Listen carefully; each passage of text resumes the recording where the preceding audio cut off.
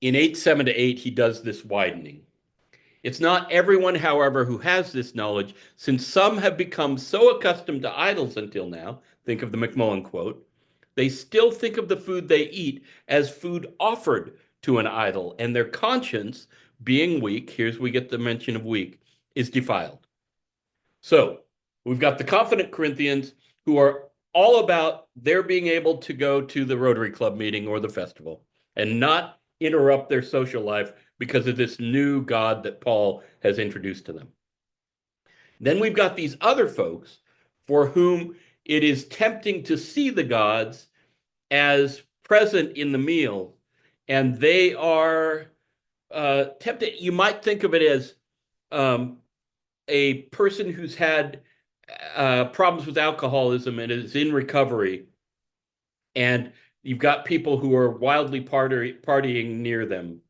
That's the picture that I got the first time I ever read this, and I think I'm pretty safe ground. Paul sees worship of the idols as something that is powerful and magnetic to people who have tried to leave it. Does that make sense? So here, Paul wants the confident Corinthians to defer to their, quote, weaker brothers and sisters and be aware of what their own eating does to scandalize their brothers and sisters. Take care that this liberty of yours does not somehow become a stumbling block to the weak. For if others see you who possess knowledge eating in the temple of an idol, might they not, since their conscience is weak, be encouraged to the point of eating food sacrificed to idols? So, by your knowledge, the weak brother or sister for whom Christ died is destroyed. Notice the for whom Christ died there. I started the evening by saying that the cross is the center of Paul's moral theology. Um, we know that it's the center of his salvation theology. He talks about it in Romans 3, he talks about it in Galatians. The cross secures salvation for believers. That's Paul's dyed in wool and most famous doctrine. But here, throughout this section, he sees cross as what invests value in the weaker brother or sister. They are people for whom Christ died, and you aren't even giving them a thought, is Paul's logic. But when you thus sin against brothers and sisters and wound their conscience when it's weak, you sin against Christ. Therefore, if food is a cause of their falling, I will never again eat meat, so that I may not cause one of them to fall. So do you see this appeal? Paul is hoping to shake the confident Corinthians, and at this point, he's going to grant, okay, you're monotheist, but you aren't the only one in the room. And here's where the moral theology comes in. You are not to be all about yourself because you are being transformed.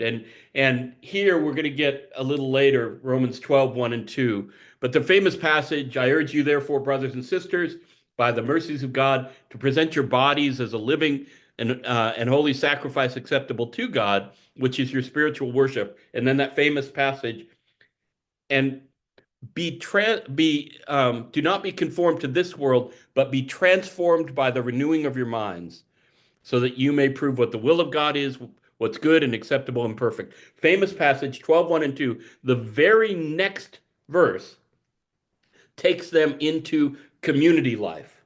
Paul's clear sense of what God's activity in a life does is moves us toward people redemptively.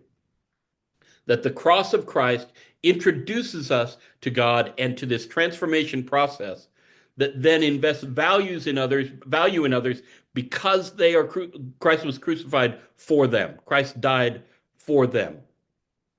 So, when you thus sin against brothers and sisters and wound their conscience when it's weak, you sin against Christ, right? So, we've got Paul here leaving them in their assumption about their own strength, but telling them they are responsible for the weak because of Christ's cross. because Christ showed their value by dying for them. Okay, if that's his first opening salvo, it has to do with meat sacrificed to idols, but I wonder if selfishness is a problem anywhere that you look around. Or maybe selfishness may be a problem in you that you sense. Right? This is not exactly an ancient problem. Eating meat sacrificed to idols is an ancient practice, but the appeal that Paul's making toward deference to the other, of course, is as relevant in our time as anything we could find.